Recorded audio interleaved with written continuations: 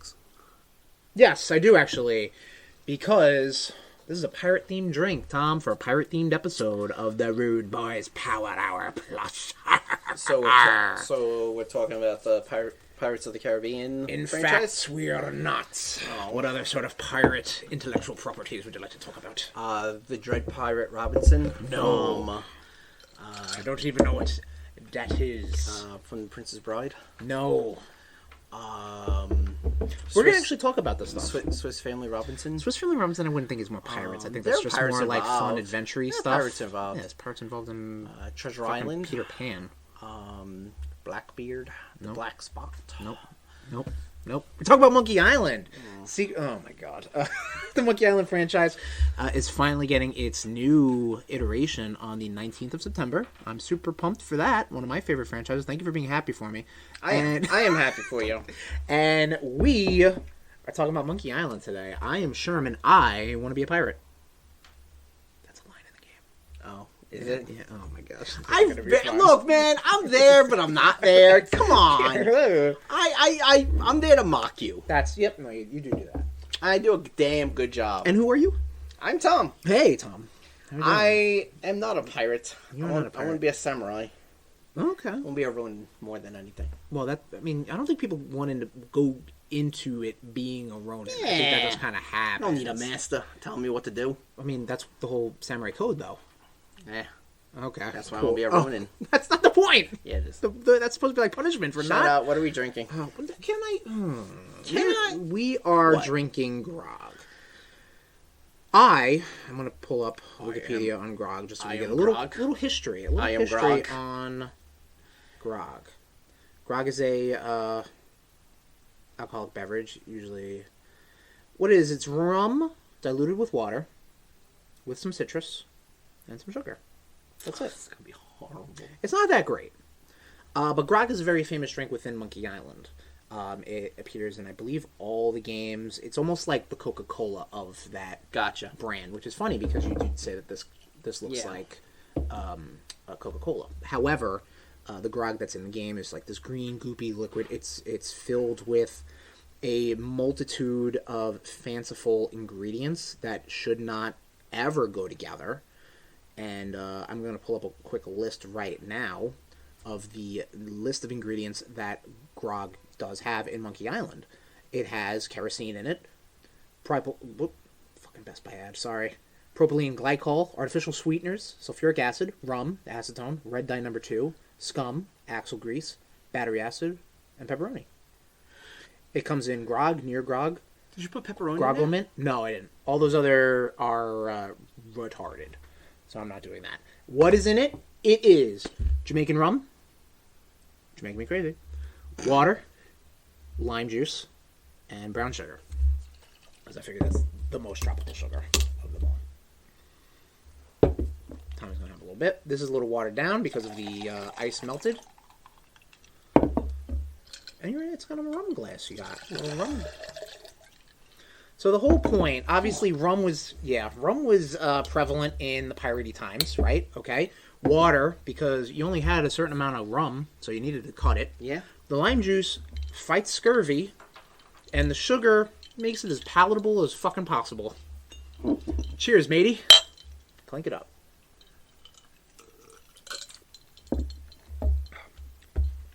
Makes my spit thick. Hey! Yes! Oh, yeah, that fucking See, I listen. that phrase happened a lot in that playthrough. See, I listen. Tom. Aw, thank you. Not terrible, right? It's a it's a sour. You know, it's a rum sour. Basically, that's it. It's the rum. You would get simple syrup out of the water and the sugar, and it's lime. That's it. Oh. Yeah, I figured you weren't gonna have more than one, or even that. So I mean, you poured it. I'm not gonna waste it. I appreciate that. I mean, Thank I'll you. probably pour some seltzer in there. That's cool too. Hey, listen, it's 2022. We can be modernized like that. The same year as we're getting Return to Monkey Island on September 19th. Can't wait for that. What episode is this? This is episode 131. 31. Yeah. Yes. Okay.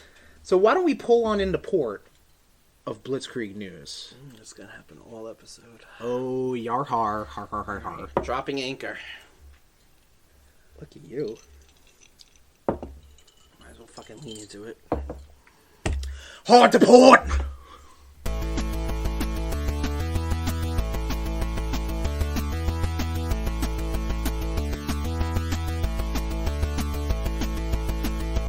Disney and Marvel games showcase. Starting off in games. As we always do. Yes. Look, you're throwing me off with all this Monkey Island talk. I think the room's getting you. Yeah, 2 sips. Get 2 sips in this guy. D23 was this weekend. Yeah. And in addition to the television and movie portion that we're going to be talking about, there was also a Disney and Marvel game showcase.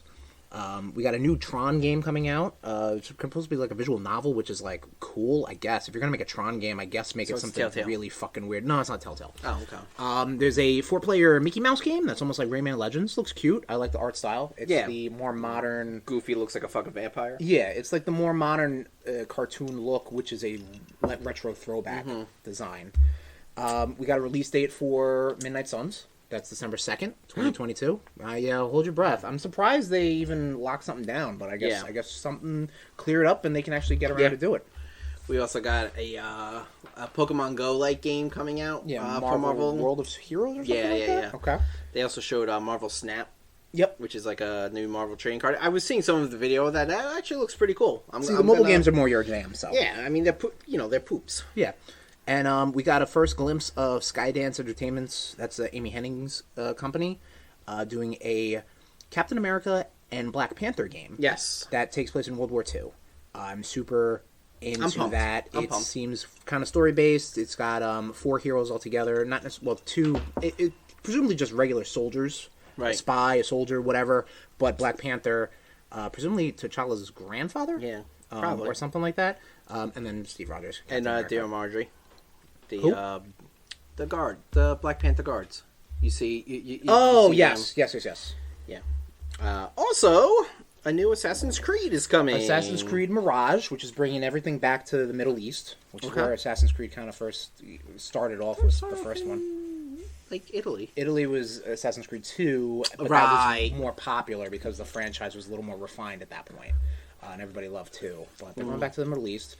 I have not touched an Assassin's Creed game since the games that came out on PS4 and Xbox One. I used to just dive into a bale of hay and I would miss it. Yeah, there you go. That was about my jam. Yep, I hear you. But yeah, it's pretty cool. I gotta get back into this eventually. But this apparently they got a ton of Assassin's Creed games coming out. Okay. There's rumors that there's 2 games coming out at the same time.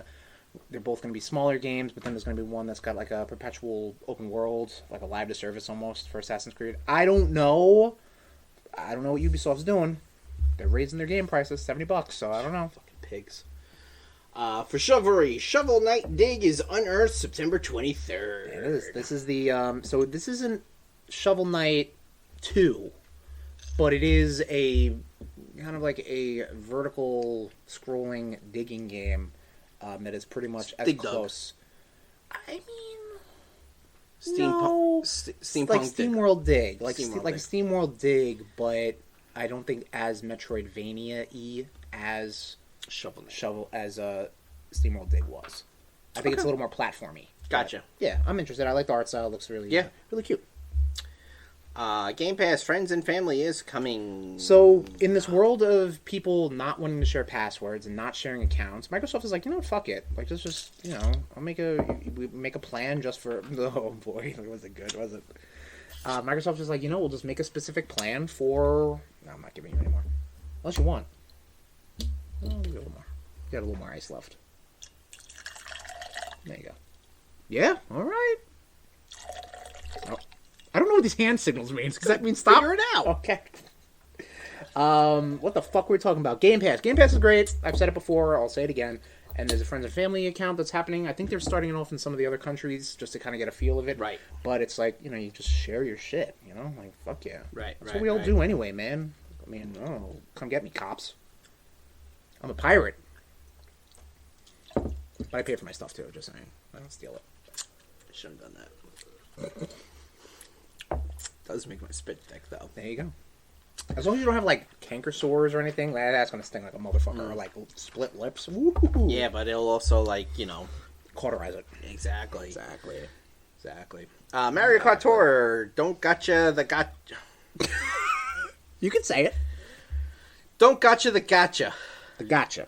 Okay, what does that mean? So the gotcha mechanic, you know, that's like in all those games where it's, you know, in Mario Kart Tour specifically, there was the whole rubies. Like, you would get, like, 10 rubies, you would roll the dice, and maybe you'll get, you know, a super rare gold Mario. Oh, like or maybe the shit I sometimes do you with get some fucking garbage fucking pipe cart. Yeah, like contests. Yeah, so the new update for Mario Kart Tour is removing that feature altogether. So any other characters that are going to be in, you could purchase with the rubies or purchase in the shop just straight up. Cool. Kind of like an end of an era for that whole mechanic. That And a mechanic banana? is very much... What? And a banana? End of an era? Oh, they said and a banana. No. Oh. Jesus Christ. So it's pretty interesting. Gotcha mechanic is very controversial because it's like, you know, you can either pay for the shit or you just it's gambling basically. You know what I mean? Yeah. Okay. I like this drink is. Suddenly a Nintendo Direct and State of Play. Yes, so as per recording, Monkey Island Monday, we got news that there's going to be a Nintendo Direct. That's coming out real good on the audio. Good.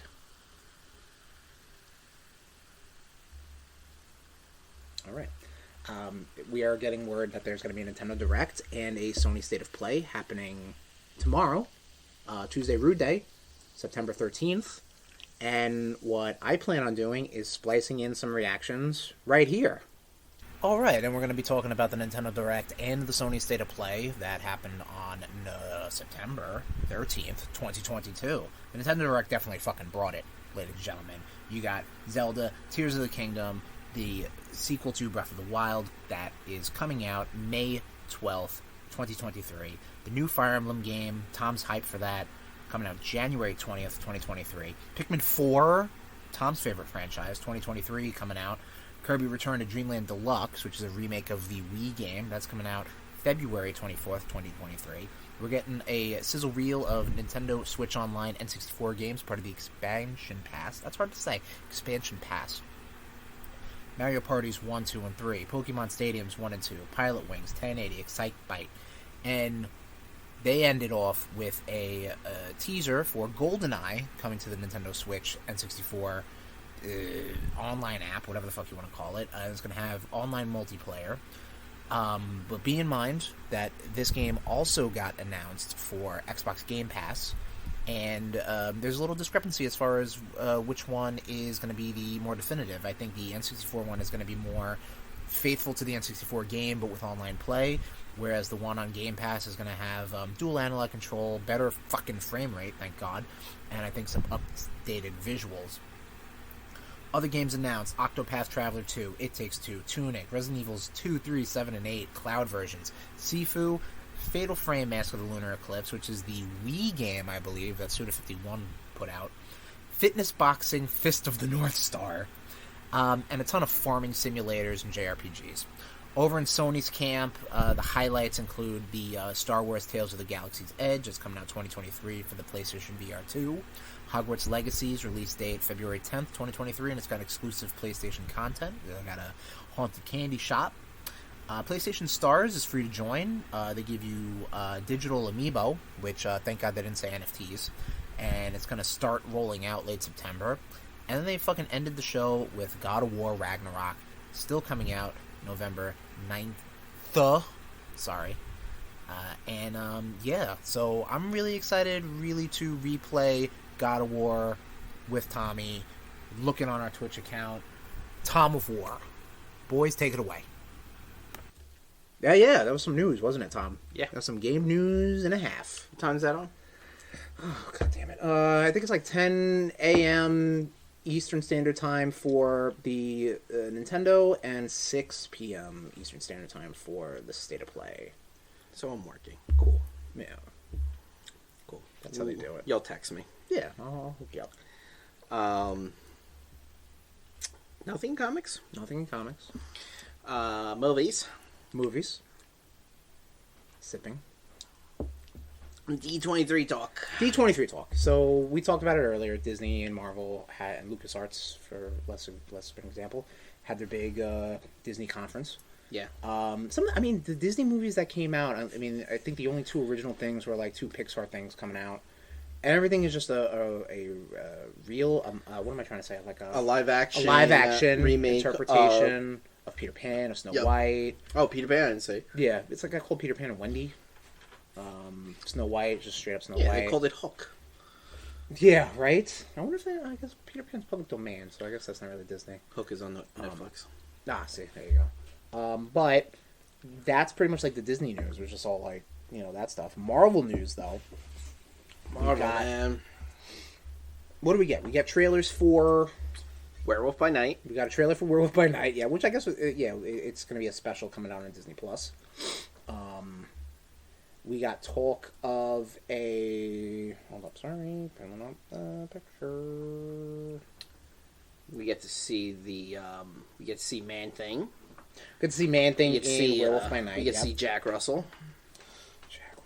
I love it. I love it. Again. I love it. I thought I had Phase 4. You got a picture of the Thunderbolts? Yes, Thunderbolts. So we know the Thunderbolts team, as of now, unless they introduce new characters, it's Val. Valentina? Is that her name? Valentina, yes. Valentina, Ghost, Red Guardian, Florence Poe's character, Yelena. Yep. Winter Soldier. Mm-hmm. Who will probably be the leader? U.S. Agent. Yep. And... There'll be friction there. Taskmaster. Yes. And I saw somebody on Twitter was just like, there's a whole lot of overlap. Yeah. In that team. Because you got super soldiers, and you got spies. Yeah. And you got Ghost. So... Someone photoshopped Abomination in the team pick. That's pretty cool. Yeah. All right. I mean, who knows? I mean, listen, She-Hulk's still rocking. I love She-Hulk. What's going on?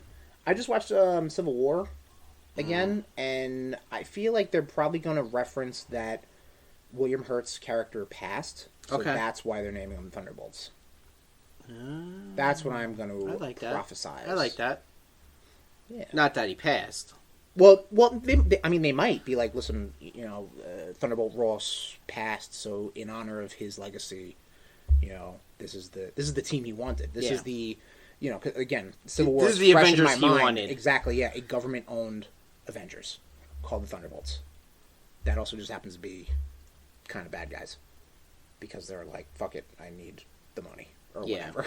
Or give me the quantum realm energy so I can stop phasing. Yeah, and I'm sure, Bucky is there to kind of, make sure probably clear his name. He'll be like the flag. Yeah, I'm thinking that too. Probably the biggest voice of reason in that team. Yeah. But no Fantastic Four. I mean, we know Matt Shackman was confirmed. We did talk about the rumor that there's a rumor that what do you call it? Henry Cavill might be Doom. I'm there for it. That's cool. I'm there for it. Give me that, yeah. But movie-wise, that was pretty much it. They did talk more about the shows. There was some tease on Ironheart as far as it being a little more magic versus technology. I guess because the villain, the Hood, is going to be the antagonist. Oh, shit, really? In that yep. Oh, cool. Played by Anthony Ramos. Anthony Ramos. He was in Hamilton and other things, I'm sure. Yep. I leave it at that. Yep. More stuff on the Echo show coming out that seems to just be very much pulled from Hicksville. Wow, Hawkeye. Where the fuck did that come from? Which then led into the 18 episode Daredevil Reborn. Daredevil Born Again. Born Again. That's what happens when we gotta do a fucking rush goddamn recording on a fucking Monday. You're really giving me a lot of credit thinking that I'd get my shit together. You would have. Preparation. No. This was actually supposed to be a episode of RudeBoyz After Hours. We did talk about that. And you bailed out on that one. Bailed out of that? Dude, it was 11:30. There was no way you were staying and recording. If you were like, yo, let's record, I would have recorded. I would have. All right, okay. All right. Where the fuck do I have to be? Home in your Betty Bye. Well, yeah, but still. Recording would have been fun. That would have been fun. Freaking being punchy and shit. It was a little punchy, yeah. I'm pretty sure I passed out as soon as I got home, so that would have been real lame. Yeah. Been carrying it like I do every episode. I got a book for you, Tom. So, the Daredevil show. Born Again. Yep. You got Vincent D'Onofrio, Charlie Cox back at it again. The talk is that it is not a season 4. Yeah. It is a reboot which I'm cool with. Like, let's just tell its own story. Yep. It's a new era. It doesn't have to be an origin. Yep. Because obviously Matt Murdock is already established Yep. in the MCU, and they don't have to be like reintroduced again. Yeah. As far as Kingpin and Daredevil, just be like, okay, yeah, this guy's has been a thorn in my side. Let's go. Let's just fight. Yeah. Let's do it. You know. Cool. Yep. Agreed. So we'll get more info. Hopefully, because that's Phase 5. That is right. That bad boy. Or is it not Phase 4? I think it comes out 23. Yeah, which I think is Phase 5, right? Maybe. Because Phase 4 ends with Black Panther. Then Phase 5 picks up with boy. Okay. So Black yeah, Panthers better be good. it should be. Trailer talk, Blood and Honey. Yes. Oh, this is the Winnie the Pooh. Did No. you see it? It is schlocky as fuck. It is. They really just as soon as that intellectual property went into public domain, someone was like, "Yes, here we go. Boom, get it out. Fax, mail it, do it." And it looks like shit. But From the thumbnail, Winnie the Pooh movie. From the thumbnails, it seems like it's very grindhousey. It definitely looks that way. I don't know if that's on purpose. Because it looks like shit. You want a little more? You're good? Oh. Grog. You think this is my first rodeo. You think this is my first pirate adventure. Okay. What else on Trailer Talk? Glass Onion. Oh, Glass Onion. This is the Knives Out sequel. Oh, okay, Yeah. cool. You saw Knives Out, right? It was right? I enjoyed it. I enjoyed it. Yeah, so it's got Daniel Craig back as the main character whose name I don't remember right now. Daniel Craig. Daniel Craig as Daniel Craig, the role he was meant to play. He was born to play. Big ensemble cast as per usual. I know that your boy Dave Bautista's in it, and The Sort. I think Edward Norton is in it, and Kate Hudson. But it's gonna be the same old thing. I think it's like a murder mystery involved, and that's kind of like the theme. Not like, oh duh, it's a murder mystery, but right. The whole thing is like, I think these people are in some sort of murder mystery game, but a real murder happens. Gotcha. It's like they're in Clue. Gotcha. God, Clue's a good movie. It is. TV talk. Nothing. Except for the D23, which we talked about. Yes. Wrestling news. Oh boy. Man, oh man. The time to do a wrestle special really should have waited. So, here's the funny thing is, who would have thought Oh my god. in the year 2022, WWE would be getting their shit together, and AEW is imploding on itself, This is 100% man? accurate. This is 100% accurate. What the fuck is going on? I just find it so funny. Again, we dust off the wrestle special. We have this big wrestling weekend with Clash at the Castle. I should have done this whole episode on the treadmill. I mean, you still can. No. All right, cool. Because I'll talk about Monkey Island, baby, if you want to get them steps in. With Clash at the Castle, with Clash at the Castle and AEW All Out, and AEW, I think both shows were great. Some better than others, some matches better than others. Honestly, I mean, I think the NXT show was real good. NXT show also had some wins in it, but the biggest talk is the drama that came out after All Out on AEW. So during a media scrum is what they call it, Punk just kind of went in, man, and he just says he works with children. Hangman Adam Page is a fucking a dumb fuck. Yeah. Colt Cabana shares an account with his mom. Who cares about that? Yeah, but he just was like dirty laundry, spilling tea every which way. Dude, I've been saying he's a piece of shit for the longest fucking time, and you're like, no, that's his character. There are still people... I never said it was his character. Yes, I'm saying did. that's it, like. There was a dog getting saved. There was there was a big fight. There was Ace Steel biting. Dumb fuck EVPs. Going to business for themselves. Allegedly, the fucking Bucks didn't even go there to There's a lot of he said, she said. They apparently bullshit. went there to talk to him, right? Adults. They approached him. Yeah, we'll just put it that way. And he's a fucking child, piece of shit. Who? Oh man. Anyone should pull an Owen Hart. It's CM Punk. I don't think Owen Hart wanted to pull an Owen Hart. Yeah. Well, maybe you should pull a Benoit then. I mean, just off yourself, dude. The world. Not AJ and Larry. No. Don't kill them. Kenny Omega tried to save Larry. Ace Steel bites Kenny Omega. What the fuck, Ace Steel? You piece of shit. I don't know, man. I don't know. This is a Dark Side of the Ring waiting to happen. Oh my god! I was it someone from the Fuckboys thread was just kind of like, man, I can't wait to read the book, the fall of AEW. Yeah, like what the fuck is going on? Like, but then like I don't know, like so MJF is back. Yeah, so yeah, we talked about this in the Wrestle Special, but yeah. So they stripped Punk and the Bucks. Yes, new champions. Within the trios. That trios title. I was saying that Triangle should have won that. I'm with you. To begin with, they were up against Dark Order, right? Yeah, Dark Order and Hangman. Yes, okay. And then it was what? It was Dark Order versus Best Friend, wasn't it? I mean, not Dark Order. I'm sorry. It was House of Black. No, oh my God, it was Death Triangle and Best Friends. Who? What to crown the new ones? Yeah. And then like Mox comes out and cuts. Oh my God, that promo he cut was so good. I'm a big Mox fan. Yeah.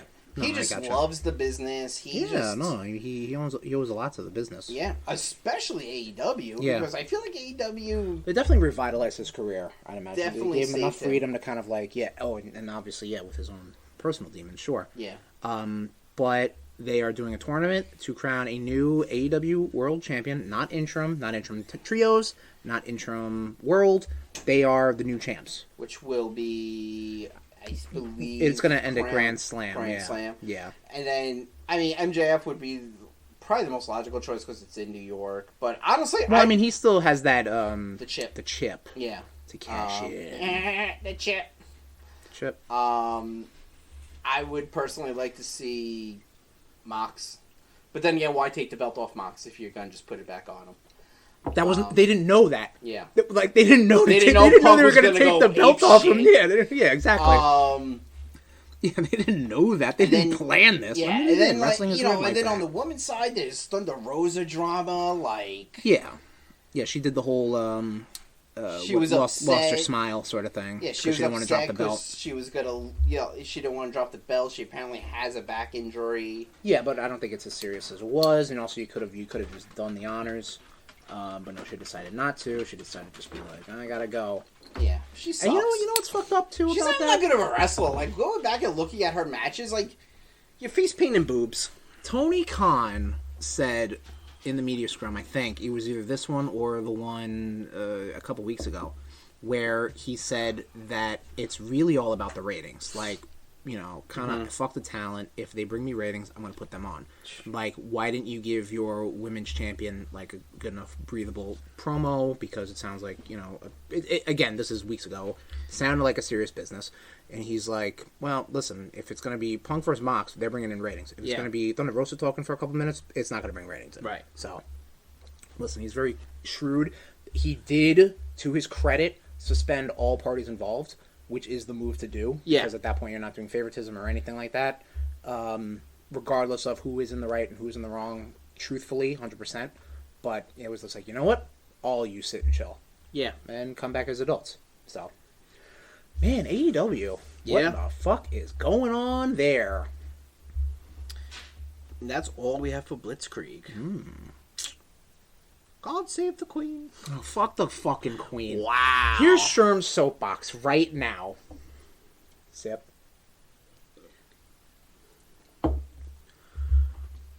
This old bat had been around way too long in a position of power that doesn't really exist. It's like Burger King crown on somebody. Like, who cares? All that money and all that gold and all that power is so, like, weighed into that direction for inconsequential shit. They are celebrities. That's it. We don't have king and queen, but we have celebrities. They are both. And it's disgusting. I don't care, all right?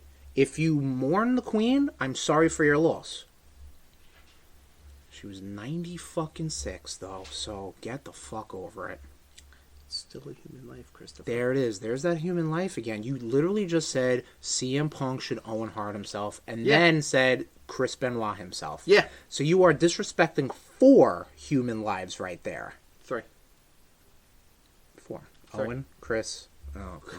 I thought you were supposed to be good with numbers. Oh, God. This is what happens when we do a Monday recording.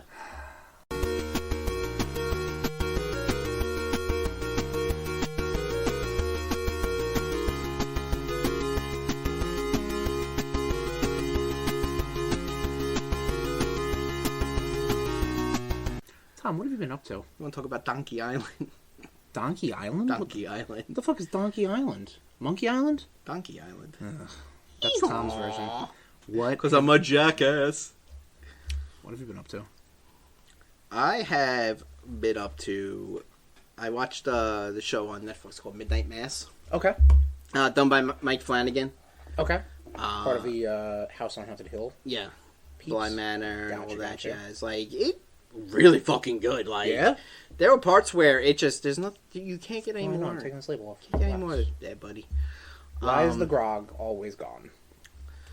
Like, just... I was sitting there. I was just like, holy shit. Like... Standing? You were sitting? A lot of fucking, like, twists and turns. Okay. Which I dug. Good or... Oh, very in a good. good way? Okay, cool. I dug it. I dug it. What's the premise? Talk to me. Sell me this show. Just calling out the hypocrisy of Christianity. Oh. Okay. Vampires. Oh, okay. Monsters. Just Is it like an anthology? no, Is it it's like no. It takes place on this island, Okay. and very Salem's Lot-esque. Okay. We watched Salem's Lot. I'm gonna take your word for it. Yeah, Okay. yeah.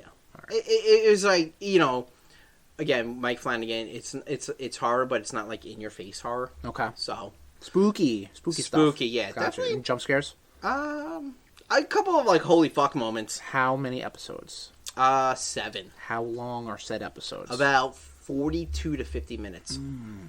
You could I do can it. fucks with that. You could bang that out in like Okay. a weekend. Okay.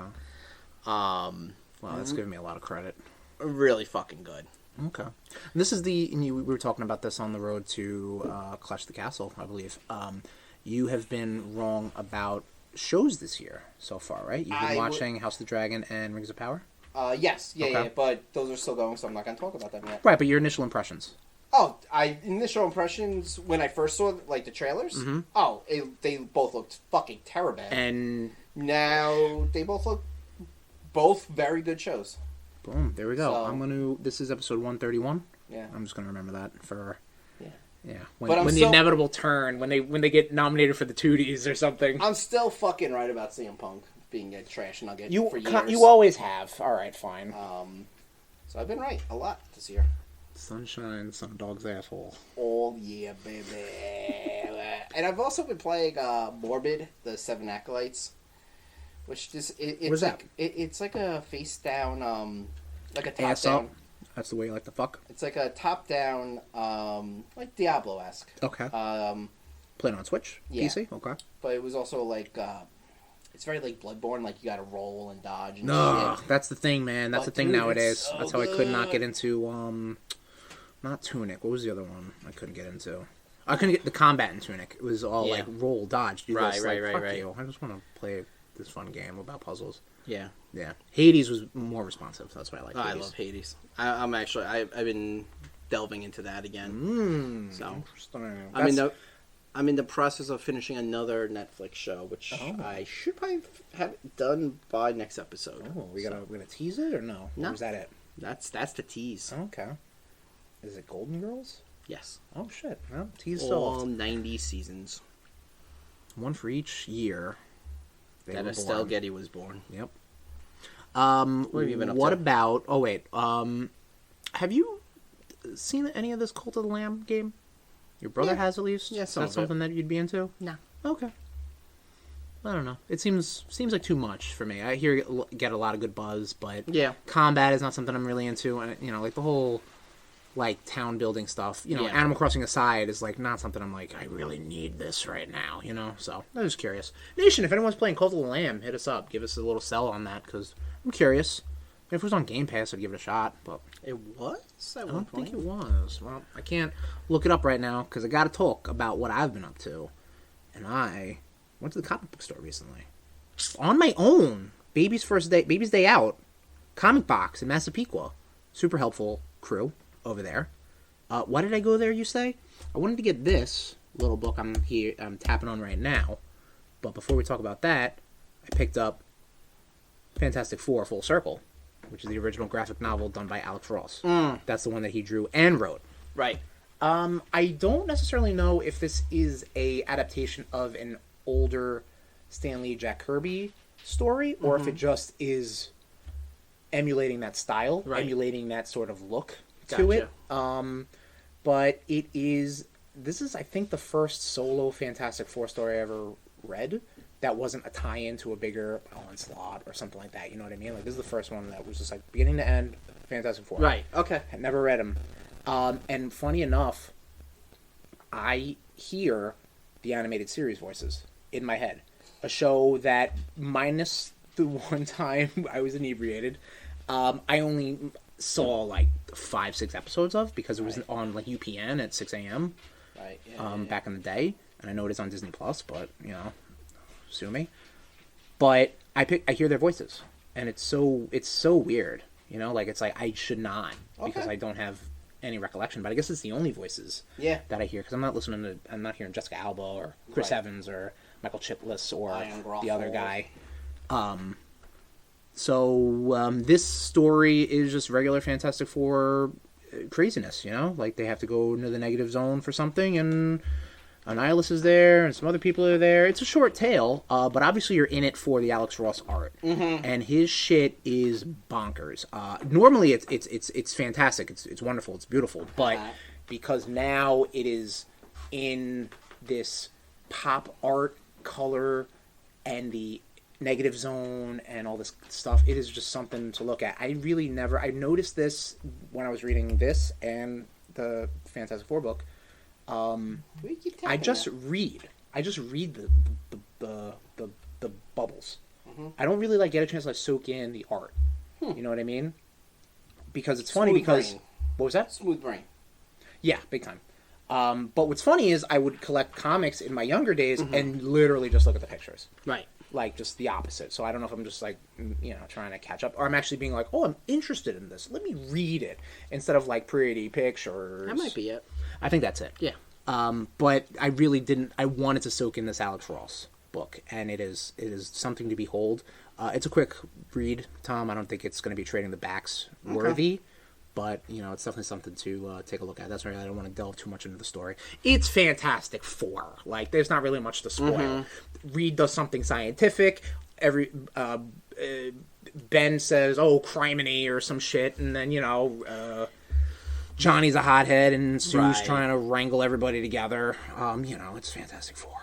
Which is funny because, I never read Fantastic Four, but I know those archetypes immediately. That's kind of one of the big reasons why I'm excited for the MCU version. The other thing that I was alluding to, and I picked up from the comic book shop, is Amazing Fantasy 1000. Came out on the 60th anniversary of Spider-Man's debut. Happy birthday, Spider-Man.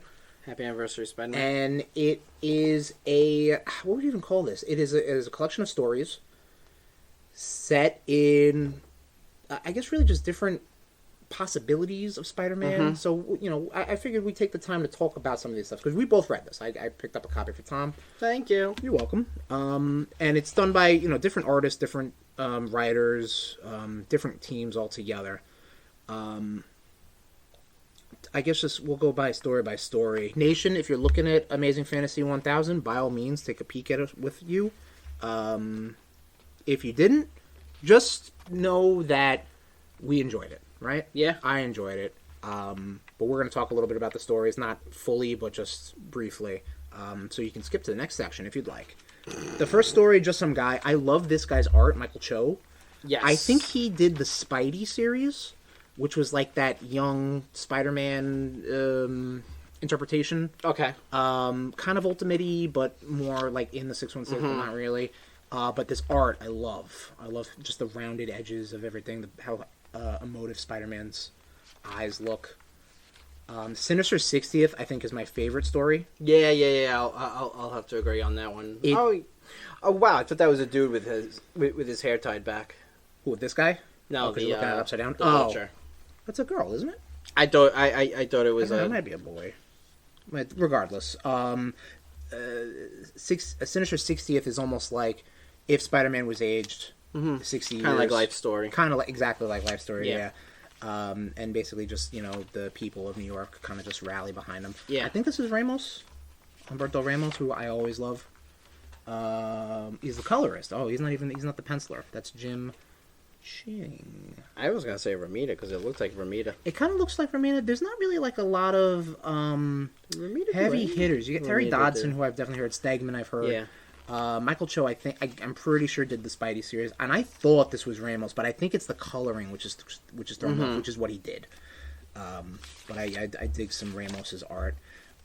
Spider-Man versus Conspiration. This is the one that's done by Ryan Stegman. This was this one was a little weird. Yeah, it was a little odd. It was like a villain you never even heard of. Yeah. It was very Mysterio / Scarecrow. Yes. I would say. The kid's got a good eye. This one I dug. I like the art on this one. Yeah. But this is pretty. It's a light-hearted tale. Light-hearted Spider-Man tale. Jameson being Jameson, and then Robbie being Robbie. Yep. So. Conversely, in the flesh, pretty spooky, very jarring with the art. Spider-Man saves a young woman who's going through some severe mental trauma. Yeah. This one was pretty interesting. This is Kurt Busiek and the Dodsons doing Slaves of the Witch Queen. Yes. Fun fact, Kurt Busiek wrote Amazing Fantasies 16 through 18 when they relaunched it in the early 2000s. Okay. To just be like, well, Amazing Fantasy, guys, remember that? Here's some more Spider-Man stories. But this is actually one of the stories in Amazing Fantasy 15. Not a lot of people know that. Amazing Fantasy 15 wasn't just Spider-Man. It was an anthology similar to what 1000 is. That's all about Spider-Man, but, and this character... Not Cleopatra. What's his mean name? the gangster? Rocco Rank. Yeah. Was in Amazing Fantasy 15. Okay. So it's kind of interesting that they're bringing that back. This one, Jonathan Hickman's You Get It. Yeah. This one was really good, too. Yeah, that one was good. 616 Spider-Man talks to all these different multiversal Spider-Men about just being Spider-Man. Yeah. Really good stuff. Great art. This is the one done by Neil Gaiman. Yep. Neil Gaiman and Steve McNiven. I didn't realize, as I was getting this way, I was like, oh, this is like autobiographical to an extent. It's basically Neil Gaiman just meeting his Spider-Man. hero. Yeah. Yes. And then it wraps up with a bonus story, Along Came a Rhino, done by Mike Pasquallo. This gentleman passed away recently, so in honor, they wanted to kind of put this in. And I really dug this whole... Yeah. So I'll put it right here. I really dug it. This is the first time I bought a fucking floppy comic in years. That's what they call them, right? They call them floppers. They call them big floppers. Yeah. Okay. I don't know. What do they call them, Tom? Comic books. All right. They call them floppies or paper or peepees? No. That's supposed to trade paperbacks or graphic novels? They call them comic books, you jackass. I don't know. Boy, howdy. But I dug it. You're probably going to get an Amazing Fantasy 1001. You think so? Yeah, because I think this one... It depends how well it's sold. I'd imagine it's sold pretty well because it's Spider-Man. I would imagine. And it's a anniversary issue of sorts. It was a bug. Got him. Yeah. And the same way, I think, didn't they do like Marvel Comics 1000 a couple years ago? And then they followed that up with Marvel Comics 1001. I think so. Yeah. So... That's what we've been up to. That is what we've been up to. So now, let's try to find the secret of Monkey Island. Oh, boy. I'm happy for you. Thank you.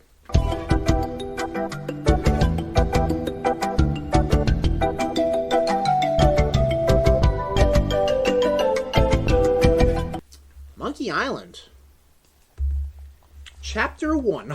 No, fuck you. We wrap it up if that's... You can take a look at that book. Sure. Monkey Island is a point-and-click adventure series put out by LucasArts Adventures.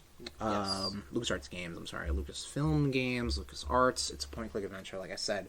It takes place in the fictional world of Monkey Island. It's all pirates. All pirates every day. I think that's what I like about it the most, is that it really just commits to the premise of pirates. That's kind of also why I like the Pirates of the Caribbean movies. Because they're just like, it's just pirates. Yeah. You know what I mean? It's not like This is like, it's pirate rules and pirate law and pirate mysticism and voodoo and stuff like, of that time period, you know what I mean? So I think that's why I really dig it a lot. It is also pretty silly, and it is very much counterintuitive to some of the point-and-click adventure games that came out around that time. So, in order to understand a little bit of Monkey Island, you gotta know a little bit about the backstory. So, in the late 80s, or when really PCs were coming more into prevalence in the homes, there wasn't much going on. Like, game-wise, it was all just text adventures or just, like, really basic adventure games. Like, kind of choose-your-own-adventure Commodore stuff. 69, baby. 64, but okay. 69, baby. All right? So, when technology came up, music came up, interface came up, as far as, like, you also have to think about, this was also the time before computers had video cards, sound cards, speakers, mice. Like, none of those things existed. It was all just like, type here, look left, open door. So when point-and-click adventures came into more prominence with companies like Sierra and games like King's Quest, and when the mouse became more prevalent in PCs, point-and-click adventure games kind of became a little more prevalent. Games such as Maniac Mansion, King's Quest, like I said earlier, Zach McCracken. But as far as The Secret of Monkey Island is concerned... get your book wet. I appreciate that. There's 3 names of note for this franchise. Ron Gilbert, which is basically the main programmer, designer, creator. He's the head honcho. He's the big cheese of the Monkey Island franchise. You got Dave Grossman, who assisted Ron Gilbert pretty much every step of the way, and Tim Schafer. Tim Schafer, you might know, he now runs Double Fine. The guys who did Psychonauts, Brutal Legend, Psychonauts 2, Stacking, Costume Quest, a whole bunch of different zany games. Games with a lot of character and creativity behind them. Wow, Tim Schafer legit looks like George Lucas. Yeah, he's got, in this book, he does, yeah. So what Tom's fanning through right now, Chuck Jordan looks like Guillermo del Toro. What he's thumbing through right now is I think it's called, just let me see the cover real quick. The Chronicles. It's called the Monkey Island Chronicles. Yeah. It was the book put out by Limited Run Games, part of the Monkey Island anthology, which I have. Brag, brag, brag. Calm down. Yep. That's my dick. So those 3 gentlemen worked at LucasArts, or Lucasfilm Games, whatever it was fucking called at that time, and came up with The Secret of Monkey Island. The Secret of Monkey Island is pretty revolutionary in the sense that it's an anti-adventure game. Because, and we say this for now because of, you can't die in this game. You can only die, technically you can only die in one specific part, but you really have to try for it. Okay. In games like King's Quest, you would die and then be like, "Oh, I hope you fucking saved, you jackass." Like, you gotta reload your fucking game. Which really is kind of counterintuitive to having fun, Like, you want to explore, you want to try things, you want to, make mistakes and not have to get penalized for that, So, those 3 gentlemen, Ron Gilbert's Scum engine, which I believe is called the scripting, I memorized it for the life of me, and I fucking lost it. Doesn't matter anymore. Basically, this engine designed to kind of allow more freedom for programmers and writers to, make funny lines or jokes or goofs or gaffes instead of being like, so strict in the programming. It's a lot of verb-noun gameplay.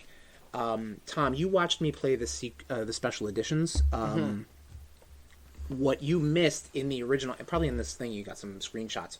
What you missed is that probably 2/3 of the screen is the actual game itself. Right. The bottom third, you have I believe it's 9 different nouns: open, close, pull, push, grab, pick up, or whatever.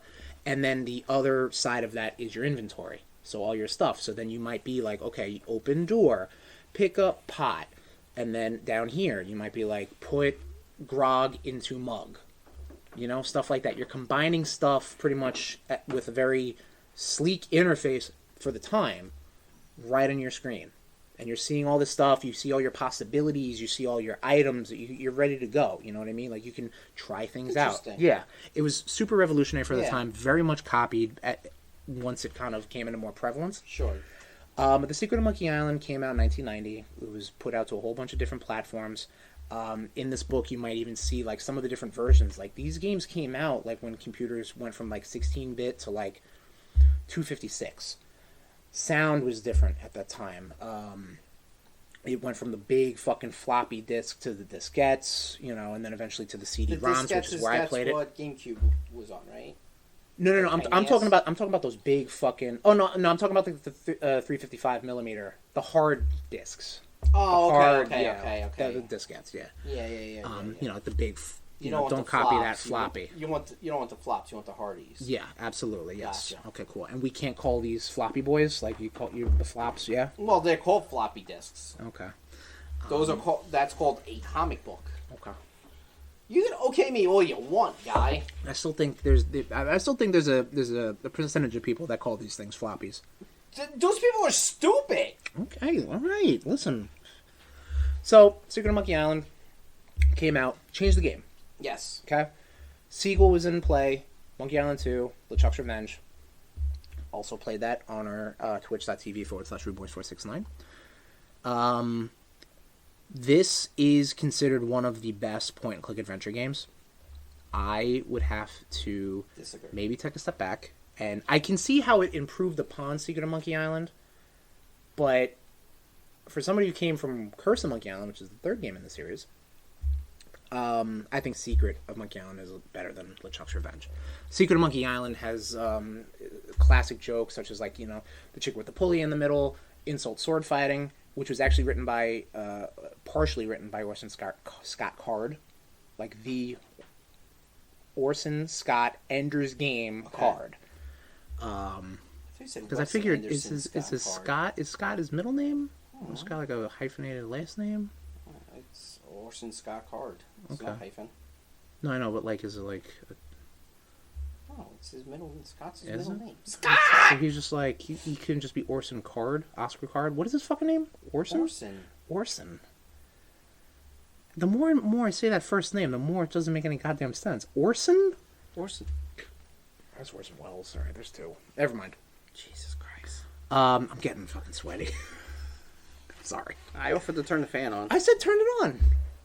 You said if we become big sweaty boys, we become big sweaty boys. Yeah, because I said I'm gonna put the fan on. Okay. And you're like, you're worried about the fan coming out on the mic. Well, I know that's your. I don't care. I know that's your big thing, is if the fan comes out.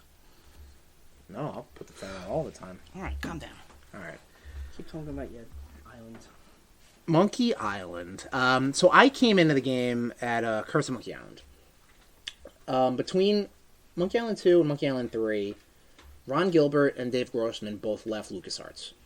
So you basically had to make a brand new team. Ooh, yeah, that feels good.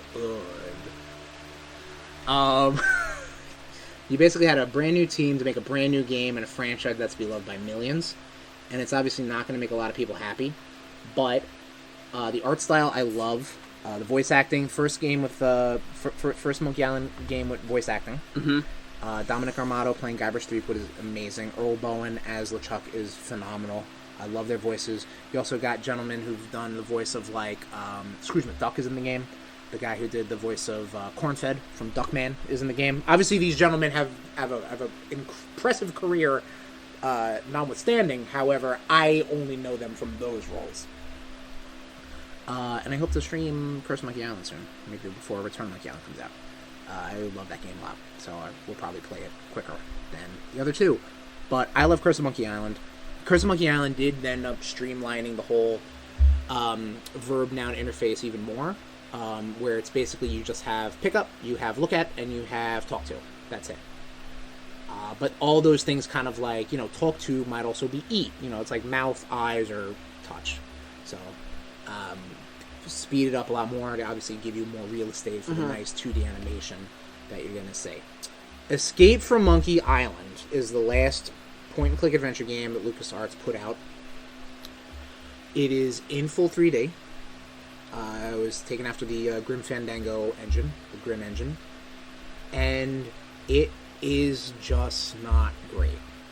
I played it for the first time during lockdown, and it is dreadful. It is just painful to navigate, even with like a gamepad, like a controller, and it's just not funny like a lot of the stuff they do is just rehash almost, and not like a good rehash. Mm-hmm. Like it's just kind of like, oh yeah, that was cute when they did it. They have insult sword fighting in the game. It's called insult arm wrestling. Okay. Which is it's the same thing. It's the same thing, but they also they introduced this thing called monkey combat, which is super timely reference. Don't get me wrong. I mean, Mortal Kombat was popular, so yeah, monkey combat, that's silly. But it's a 5-way rock paper scissors based on different fighting stances. It's like, what is that called? It's like rock paper scissor Spock. Oh, you're trying to reference. Am I trying to? Theory? I am. Okay, so I'm going to stop right there. Yeah, please. Okay, let me drink the rest of my drink done. Yeah. Rock, paper, scissors, lizard, Spock. Lizard Spock, Christ. It sucks, and there is a level of randomness involved. These games have portions or puzzles in the games where some things are just random, you know? Like, I know in Monkey Island 2, when I was, I think, trying to find the headpiece on the sunken ship, I think that ship is in random coordinates every playthrough. So it's in a way you can't just be like, oh, I know this answer already. Like, no, you still got to go through the steps on figuring out the answer and then doing the answer. Which is good. I mean, it gives it a little more, replayability. But, like, when it's something just as unfun as Monkey Combat, then, yeah. But needless to say, LucasArts at that point did not put any more games out of the point-and-click adventure. Right. They were still doing Star Wars games, obviously. They dabbled with other things, original IPs like Gladius and some fucking game where you're on Mars. I don't remember. But then LucasArts got bought by Disney. And everybody was like, okay, cool, now what?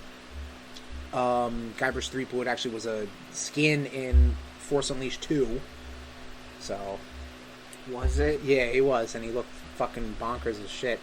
But somewhere in between that time, Telltale, who at this time did not gain the success that they will gain with The Walking Dead, had got the ability to put out some Monkey Island games, and they made Tales of Monkey Island. Okay. 5-episode game, and it was brought back the voice actors, and the interface was much nicer because you've played Telltale games before, right? Like you realize it's not Wolf like Among Us. Yes, it's perfect. You realize it's not full 3D, like it's diorama style. Yeah. Like here's your map, like you can go left to right, and maybe in that room, and that's it. And then maybe the camera will turn. Perfect example of pre-Walking Dead Telltale. That and I think Back to the Future they did before that was really, really good.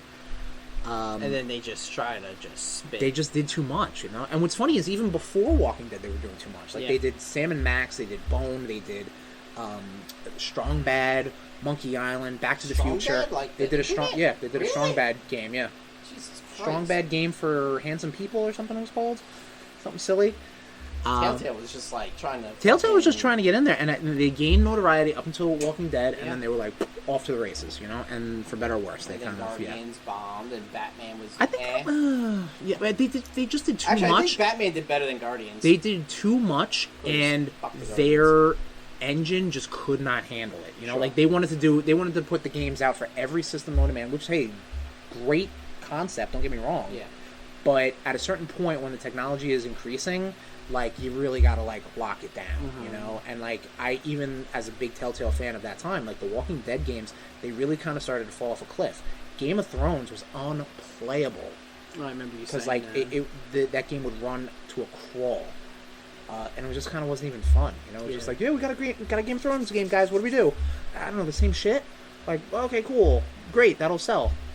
Whatever. I think the last Walking Dead game they put out though was good. The final season, which is very helpful. I talked about that 2 Rootovers ago. Mm-hmm. But Monkey Island is finally coming back. Return of Monkey Island. You never thought this got announced on April Fool's Day. So what Obviously. the fuck are we doing? Well, yes.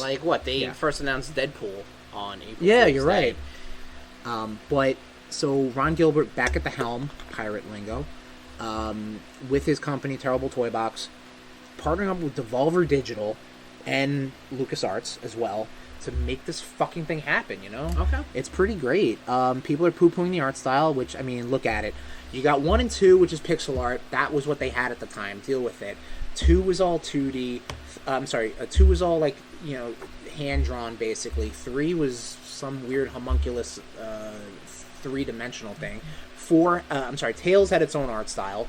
Like, it is what it is, you know? Like, I'm sorry games don't look the way they did in the past, but, like, this is what the creator wanted. And this is exactly why, in addition to being hyped for Return, this is exactly why I wanted to play 1 and 2 again. And I played it on stream. And I want to play 3. And I'm thinking I might play an hour of Return, but then I'm going to enjoy it myself. But yeah, this beautiful, like, Steve Perel art for the box art. Perel, not Perel. And I think, yeah, he came back and did Tales. So, like, don't get me wrong, the people who put these games out definitely want the best product out. And, you know, for better or worse, like point-and-click adventure games, they really just came out of prominence. Because, like, at that point, like, computer gaming was matching and beating console gaming. So people wanted that. They wanted controllers, or, you know, use the keyboard and the mouse and do stuff like that. You know, point-and-click adventure was good for a time, and I think nowadays it's cool again because of, you know, we were kids playing these games. Now we're adults. We want to play what we enjoyed with characters that we love, and I think that's Monkey Island. That's Monkey Island. Big fan of it. I want to get a Monkey Island tattoo. I just don't know what. You know, like, they've got so many different iconic, like, all these little guys right here. I don't know what the fuck these things are. Well, that's a monkey. That's a monkey. This is a bird. That's Murray, the talking skull. I kind of dig the monkeys with the side. That is pretty cool. I don't remember what that is. I only played Tales once. It's from Tales because it was on the cover. Right. But I don't know what it's referring to, if anything. This is the rubber chicken with a pulley in it. It looks like it's referring to a monkey with a sai. I understand, but contextually in the story, I don't remember why. Shit, just get a monkey with a sai. That's the Guybrush voodoo doll. That's Murray, the demonic talking skull. That was horrible to watch. That was pretty cool. Like especially in the special edition. I wish I knew how to flip the classic. No, but just how it was like. How you kept getting zapped, and you had to start over, and... Oh, yeah, see, that's also why I don't like 2. I didn't like 2 because of... The puzzles were obtuse. Yeah. And some of them I only remembered because of how obtuse they were. I don't know if you remember the one stream, Tom, when I was at that big tree, and I'm like, okay, how the fuck do I get up this tree? The hip bone? That was leading up to that, yes. Gotcha. You have to collect at least 2 planks, and you have to put one plank in the hole, get on top of the plank, put another plank in the hole, get on top of that, pick up the first plank, put it back in the hole. You have to do that, like, twice, pull out, blah, blah, blah, blah, and then the game just does it automatically. But, like, what the fuck? And then they do stuff where it's like, he comes to a big dungeon door with giant locks on it, and he's just like, I don't think I'm getting through that, and you can just open it. You know what I mean? Like, listen, Ron Gilbert, you got me, okay? If this is 3, and that's 5, like, what the fuck, man? And thank you, TJ, if you're listening, thank you so much for getting me through those games. Tom, thanks you too. Our Twitch viewers, thank you, because I would still be on those fucking puzzles, just trying to figure it out. I did nothing. I just you pimped mocked us out. you. Oh, you pimped us out, which is great. And I mocked you. See, these are not Tommy games. These are not. No, and that's okay. No, I know, but they are enjoyable for you to watch, you know? Yeah. Except for the spinning contests and the ending of Monkey Island 2. I thought you were like, what the fuck is going on? See, that's something else. With Return of Monkey Island, people are unsure of where this is going to, like, quote-unquote, I know everybody talks about timelines, where this is going to fall in the timeline, because Ron Gilbert had nothing to do with 3, 4, and 5. He was like, he was kind of like consulted on in Tales of Monkey Island, the 5th game. Okay. And he's got, like, special thanks and everything like that. But, like, this is his first crack at a Monkey Island game since 2. Gotcha. So is he going to pick that up from where he left off? Which is the biggest rumor. That's where, he's been on blogs and stuff saying, like, if I was ever doing Monkey Island again, it'll be 3.5. Like, it'll be when this does it come timeline. Out? Comes out September 19th, baby. Well, you got Talk a week like a to pirate find out. day. Yes, we do. And on that note, Rude Nation, thank you for joining us. September. Yeah, I just did that. What's a pirate's favorite letter? R. Aye, that be true, but they do love the seas. It's good, right? Yeah. Come on. It was funny. It's cute. I thought my garbanzo chickpea joke was good too the other day. I've heard that joke a couple of times. Have you? And I don't get it. What's the difference between a garbanzo and a chickpea? Yeah. I don't have to pay extra for a garbanzo on my face. I don't have to. You have to pay extra for a chickpea on your face. Pea fetish. Okay. Yeah. I was just like, wait. Why are they putting beans on your face? Yeah. Oh, Tom. What's going on? Oh, what do you mean by that? I was like, I don't get it. Yeah, I heard that joke recently. I don't know Yeah. what was all that. Anyway, this isn't the joke cast. This is the. Oh, this is. You a can joke see cast. even as we try jokes, they fall flat. Yeah. But anyway, Nation, thank you for joining us for the RudeBoyz Power Hour Plus. Next episode, 30th anniversary. Are you okay? I was busting I know my you ass. almost fell off that seat because you are full of excitement, Tom. Batman. If I fell, I would have series. just pulled out my grappling gun and Right? shot it Nice. and gone swinging. Right. So as heavy of a Sherm episode this was, next episode, Tommy. It's all me, baby. All you, baby boy. Batman, the animated series, next episode on the RudeBoyz Power Hour Plus. But So again, good. thank you, Nation, for joining us. You can find us on our social media platforms, Instagram, Twitter, and Facebook.com. Just search for RudeBoyz469. I do plan on streaming at least Curse of Monkey Island on twitch.tv/RudeBoyz469. And I'm thinking maybe later next week, I might stream an hour of Return of Monkey Island. Okay. After I get, because I think I'm going to buy it on Switch. I'm definitely going to buy it on Switch. I'm going to buy it on Switch and Steam. I have to figure out Steam. But, I can help. okay. Maybe we'll do that after this episode. Just get an account. But, help me. But I'm going to get it on Switch. I don't know how it's going to play interface-wise. If it's touch, that's great. Then I can just do it that way. I'll just fucking play it, by myself. But, By myself? yeah, which I do with my hands. And, but in order to stream it, I will, I'm going to need the Steam access. So we'll do that. It won't be on Game Pass? No. Well, it's only console exclusive for now on Switch. Wow. I don't know if it's going to come out on anything else. Yeah, Wow. super exciting, yeah. But, I'm going to vote with my dollars and pick it up on both. And then if it comes to physical, I'll do that as well. 'Cause I'm a big old sucker, but I love the franchise.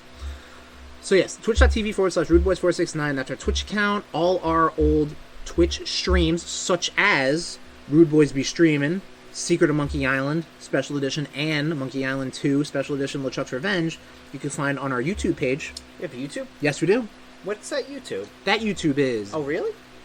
bit.ly/RudeBoyz, RudeTube, all lowercase. Gotcha. Hey, I knew you were going to do it. So yeah, you can find our YouTube stuff. Yeah, give us a subscribe. Whatever. We need 100, so 80 more to go. Great. Yeah. So we got that going on. All our stream schedule will be on our Instagram, instagram.com/RudeBoyz469. But also on our YouTube, we have archives for all our RudeBoyz Be Streamins' and all our episodes. But our episodes can be found on Apple Podcasts, Google Podcasts, Stitcher, Spotify, TuneIn. But our home away from home, our Governor Marley Mansion, our underground hellscape underneath Monkey Island, where there's a ghost pirate ship. Our headquarters is at Podbean, so that you can find that at rudeboyz.podbean.com. Flick that bean, middies. If you want to hit me up on social media, I'm at TehSherms, TEH_SHERMS. I have a mixology page, ShermMixalot64 at Instagram, and I did already post a grog post, so it's already up there. Look it and like it. What'd you think about the grog in general? Not for you? I won't drink it again. Okay. I mean, I don't think people drink grog for fun. I think they're drinking it because they're on a boat and they want to get wasted. Or think they get wasted. I'm sure the sun does a lot, too. Just the fucking, Yeah. And then they're fucking manatees, so what are you going to do? Manatees. Interesting. The sirens. Gotta fuck a manatee. You don't have to. Sometimes you do. You really don't have to. crash into the fucking rocks below. Where can I find you on the internet, Tom? Tommy_Cash80. That's Cash with a K. That's Twitter and Instagram.